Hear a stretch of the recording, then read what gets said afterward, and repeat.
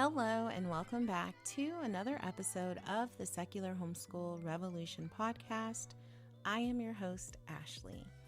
I hope you all had a great weekend. Ours was definitely eventful. My kids participated in a children's entrepreneurship market, and our experience there is pretty much the topic of today's episode. So before we get into that, let me give you a personal life update or what's been going on with me. So my youngest kid is 3, and he is a mama's boy. Like, he loves to be cheek to cheek with me at home. He's very territorial. Like, sisters get a hug. He's like, no way, Jose. My husband walks in my direction. My son's like blocking. So we have, but when he's out in public, he's definitely uber independent. Like, he chunks me the deuce, doesn't think twice about me. If I'm not in eyesight, he is perfectly okay. It's just when we're home, or in the car, he wants to hold hands in the car. Like, he loves his mama. And that has definitely put me and my husband in the position of missing each other. And so we've been trying to be more intentional about hanging out. So on Thursday, he took me to the theater to see this Jungle Book story, this Jungle Book play, and then we went to dinner. Y'all, I thought I was cute that night. I wore this black, deep V-neck dress with a very high split that I found at the thrift store for $5. And it's some gothic brand. I used to resell my thrift finds, so I always look up the brands, and this dress originally retailed for $120, and it's reselling on Poshmark for $80, and I got it for $5, so it made me love it even more. And let me tell y'all, I have never been a small frame girl. I have always been voluptuous. I mean, as a kid, I was body shamed for being top heavy. So that's why I'm very protective of my kids now and the things people say to them. And so it was very low cut. I am very top heavy. So my things were thangin'. My chonas were out and I got big thighs and my thigh was out. Like I said, my thigh game, I was very proud of myself. I didn't, I felt good. I felt like I looked good. I felt good. And I was in the right space to hang out with my husband. And I posted a story of a full body shot. And the comments that I received was crazy.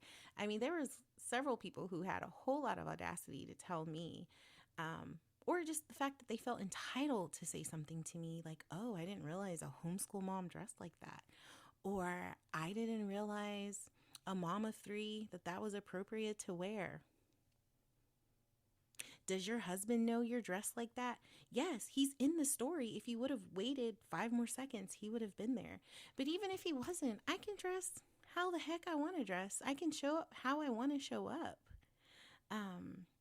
So I don't know. I didn't know a black $5 dress was going to cause a lot of issues. So for example, that story got over 500 views and I got 47 comments, and at least 10 of them were about the level of how they felt I wasn't appropriately dressed. So several of them got blocked and deleted. So there was that. And then for a podcast update, this is my second to last episode of the season.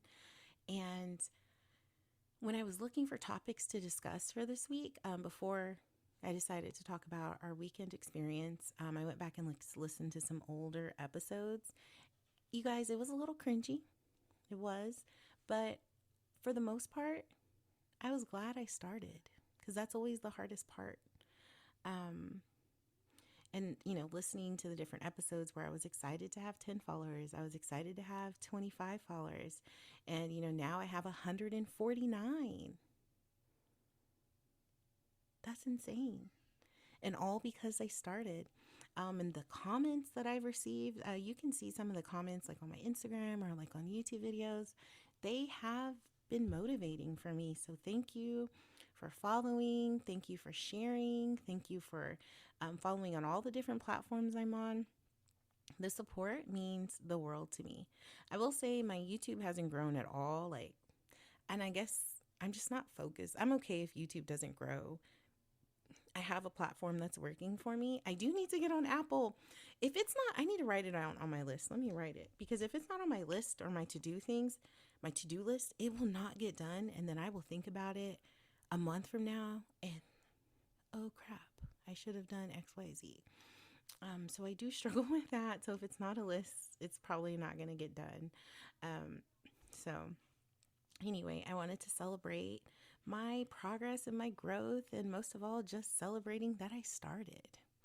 So now let's get into our weekend, and hopefully you guys are entertained by it.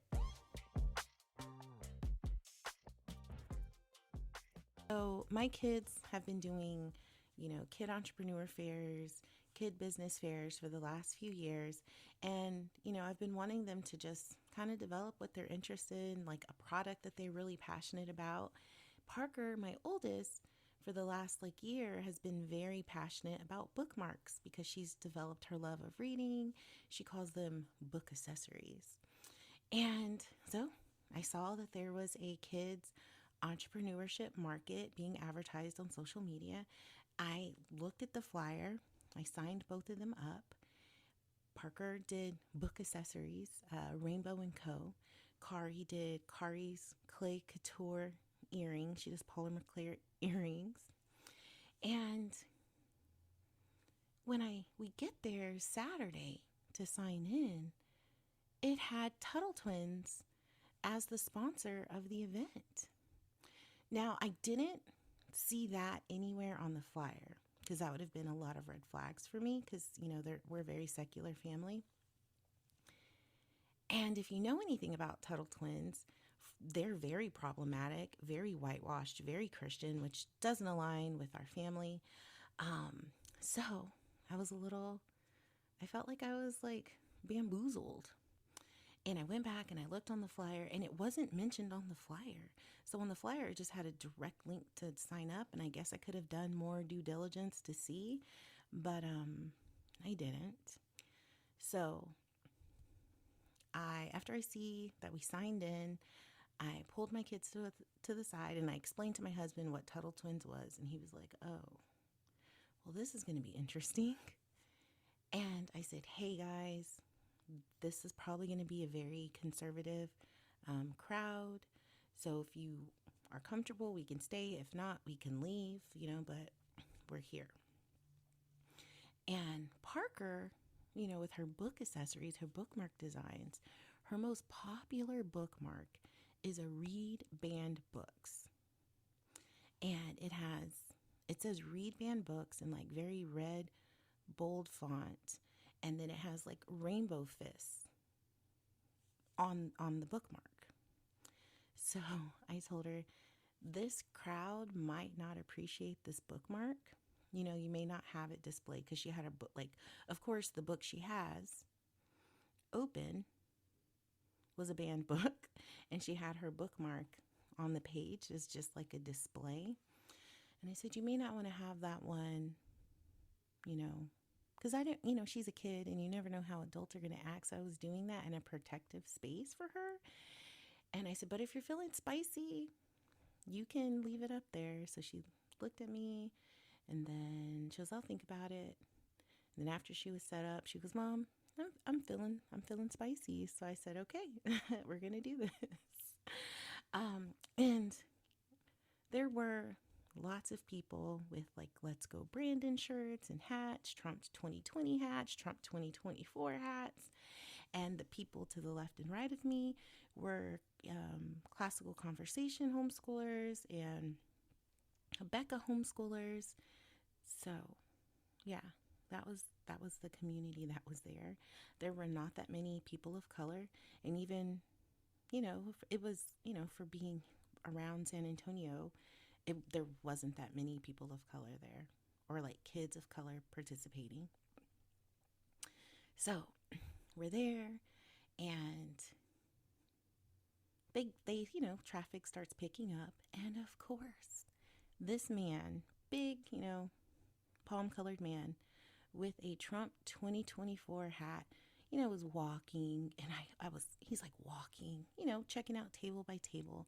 And it's funny because my kids, like, they like money. They're money motivated. So they don't sit at their booth. They're very much like, hi, draws attention to themselves. And Parker was like, hi, I'm Parker, the owner and designer of Rainbow & Co. Please, do you like to read? If you do, check out my bookmarks. And so he's looking at her display and then points to the bookmark on the book. And it says the Read Band Books. And he looks up at her and I'm like, oh. He's like, what does that mean? Read Band Books. And my husband was at the store getting snacks. So it was me, my kid, my 2 girls, and him. And I'm like, you would choose that one to talk about in this table with this family. So I was kind of like getting myself together in case I had to like pop off. And so she just goes on like this whole rant about how books are banned and censored, especially in public schools now. And now they're trying to, attack the local libraries. And she's like, and I'm homeschooled. My mom lets me read banned books. And the 2 books that made me fall in love with reading are banned books. And she's like, Zoe Washington and Front Desk. And he's like, what's Front Desk about? And I'm like, oh my God. And so she goes, it's about this Chinese immigrant family who tells their story over a series of books of how they faced racism, discrimination. And he looked like his eyes open. And we all know that like immigration is a hot topic right now in politics, right? The border wall. And she's just going, and I'm trying to figure out if because she's a neurospicy kid. And when they're talking about something they're passionate about, they are going. And I wasn't sure if she was picking up his body language or not, but she just kept going. She's like, it's unfair how this country treats immigrants and they're humans too, and da-da-da-da-da-da-da-da. Y'all. So he looks at me, like he's looking past her at me. And I'm like, I text my husband. I was like, you need to come on back. And then he looks at her and he's like, thank you, and walks away. Crazy. So, I was very proud of her because when he left, I was like, are you okay? How do you feel? And she was like, yeah, I feel good. Why? And I was like, did you see what he was wearing? She was like, yeah, but he asked about my bookmark. Maybe I changed his mind. And I was like, yes, maybe.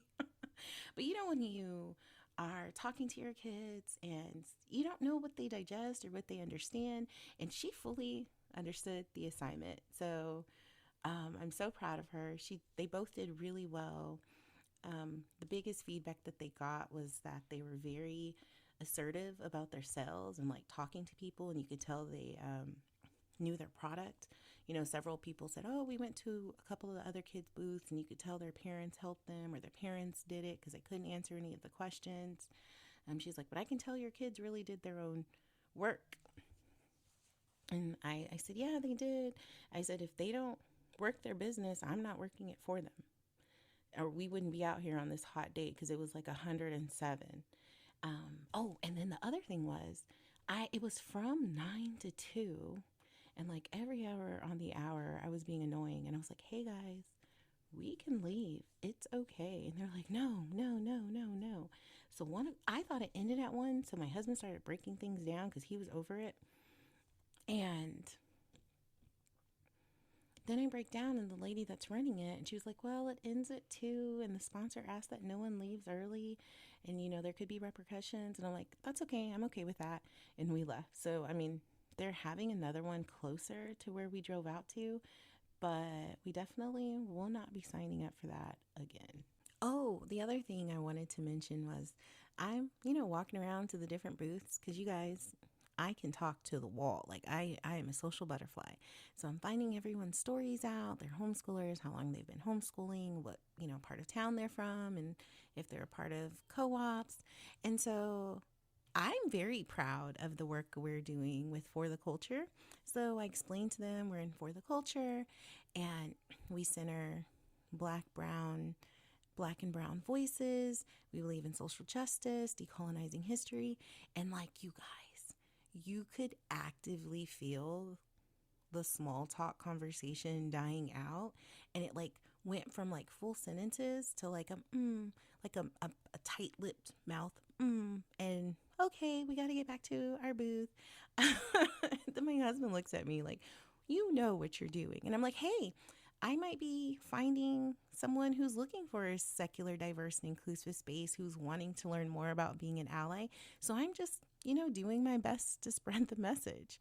So I definitely, it was funny to see them, like the squinted eyes, the tight lips, like, over and over again. It happened at least 4 or 5 times. So I was a little entertained with that.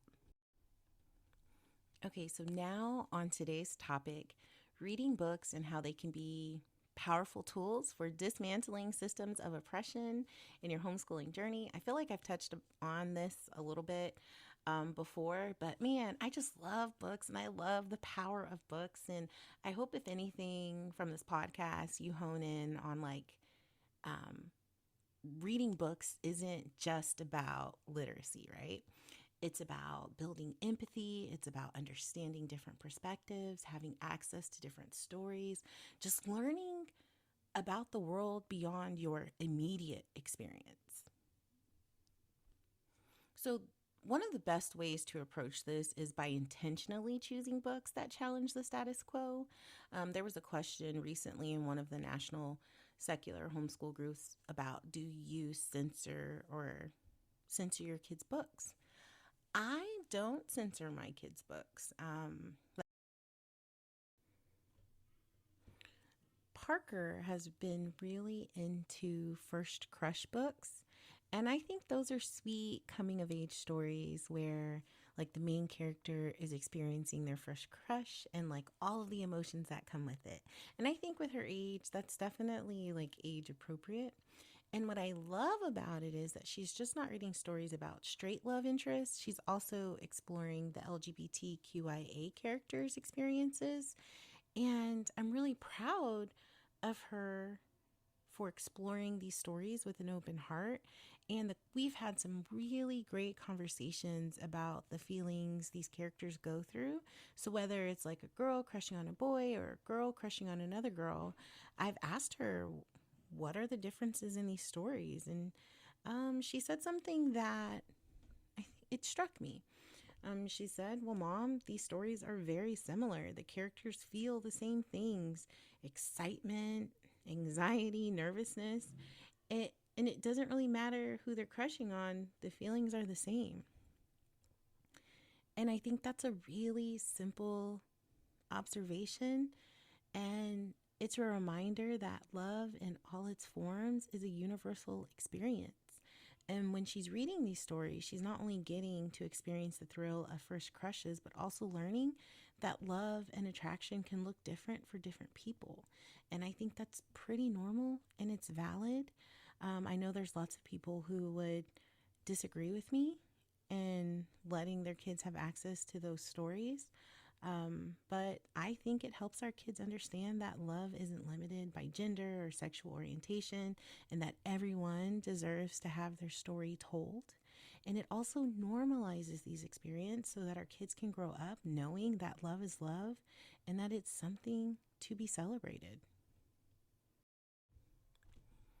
Here are some open-ended questions that you can use to help guide your kids through heavy topics like immigration, police brutality, racism, and LGBTQ plus issues in books. Some general ones are, what emotions did this book evoke in you and why?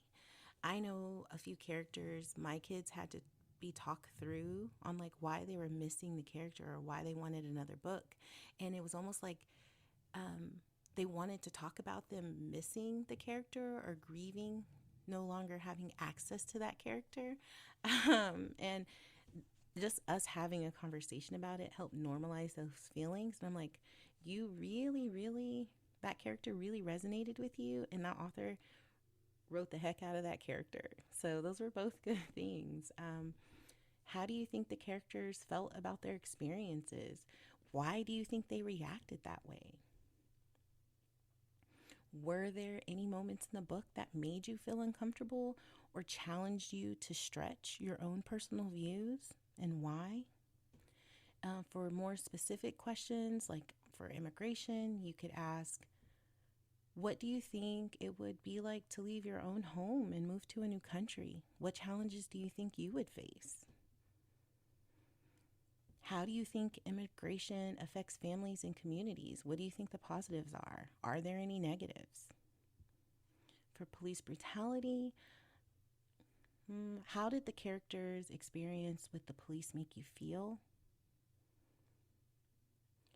What were the power dynamics at play in this story, and how did they impact the characters? Why do you think police brutality happens, and what do you think can be done to prevent it? Racism. And if you focus, my thing is too, like, if you focus on reading books about kids of color and their stories, the industry definitely has a long way to go, because it's very hard to find a book that has the person of color who's the main focus, who doesn't experience some type of trauma. And I know personally we were leaning more on like fantasy books, because I didn't want my kids to feel exhausted or lose their joy in reading about a person of color's experience. So it is important to ask these questions so that you can provide your kids with the support they need to process and understand these complex issues. I know there are adults who struggle with processing these things, so it's nice that your kids have you there to lean back on. And it's good to transition from like a heavier topic to a lighter topic, or stay light and then revisit the heavy. Because my kids really started Percy Jackson, and we're going into the, Greek mythology. I liked the first book they read. It was called Medusa, and that book did a really good job. So it was about this academy, and these kids who were ancestors of Greek mythology monsters go to this school, and they basically, discover, sorry if this is a spoiler alert, they discover that they're really not the monsters, that the system, and like Zeus, they're monsters, and they have sexist, chauvinistic views and how they treat Greek women in their stories.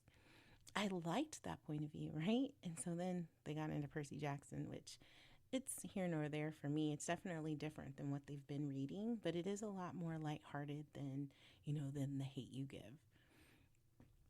Oh, and then some open-ended questions you can ask for LGBTQ plus issues is, how do you think society's attitude towards LGBTQ plus individuals have changed over time, and what progress still needs to be made?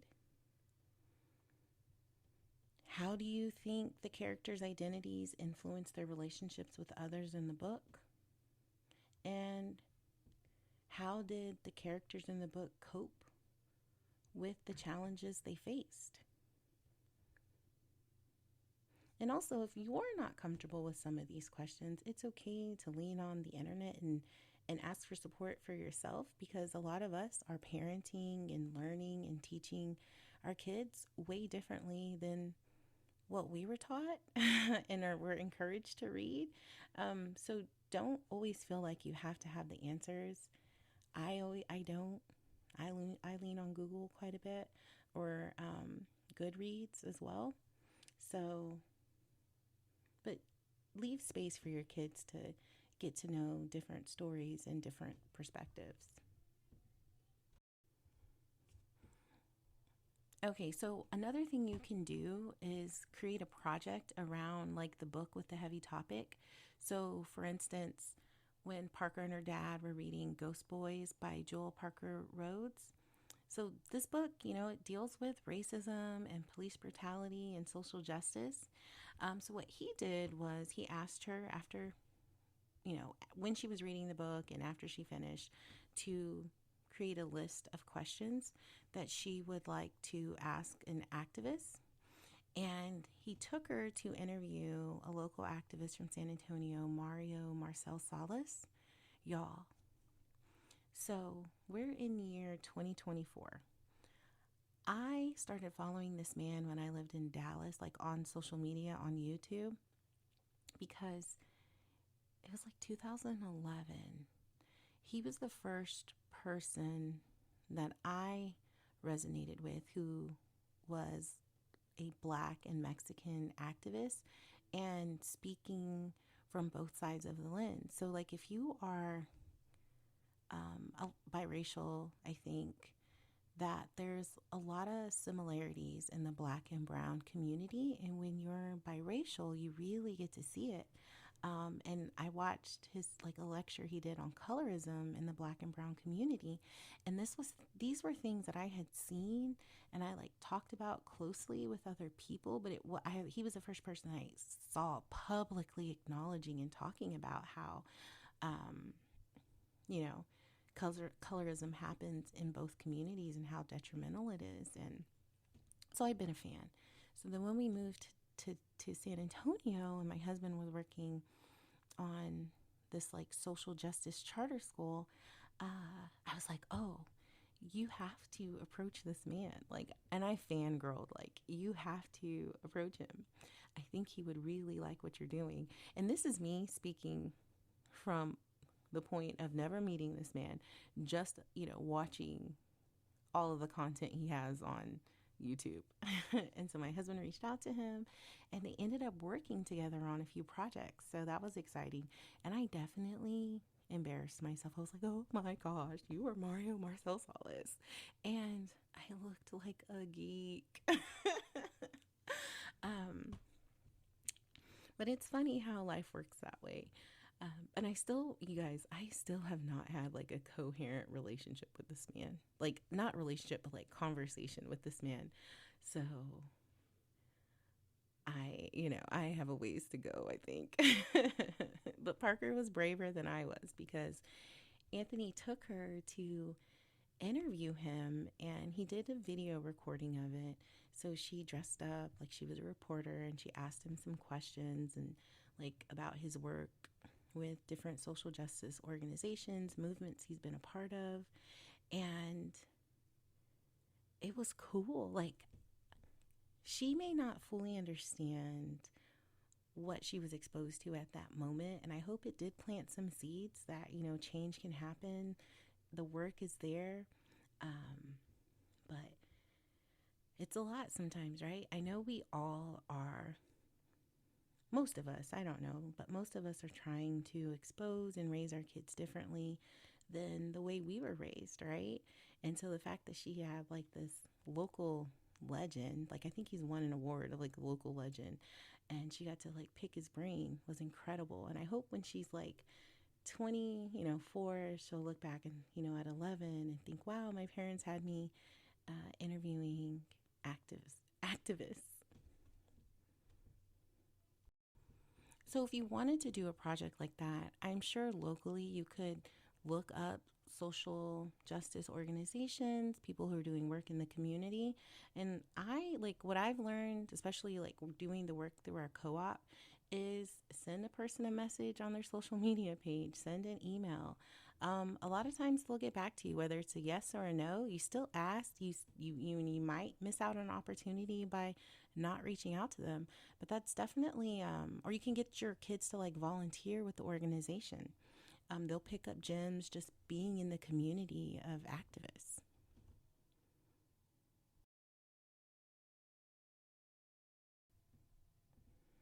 That's it for today's episode. Please remember, books are more than just stories. They are a gateway to understanding the world around us. And when we're intentional with our reading choices and we integrate them into our homeschooling curriculum, we can help our kids develop the tools they need to dismantle systems of oppression and become informed, compassionate members of society. I thank you for tuning in to the Secular Homeschool Revolution Podcast. If you found today's episode helpful, please share it with other parents, Facebook groups, social media platforms, and don't forget to subscribe so you never miss an episode. And until next time, keep reading, keep questioning, keep making a difference, keep revolutionizing your homeschool journey.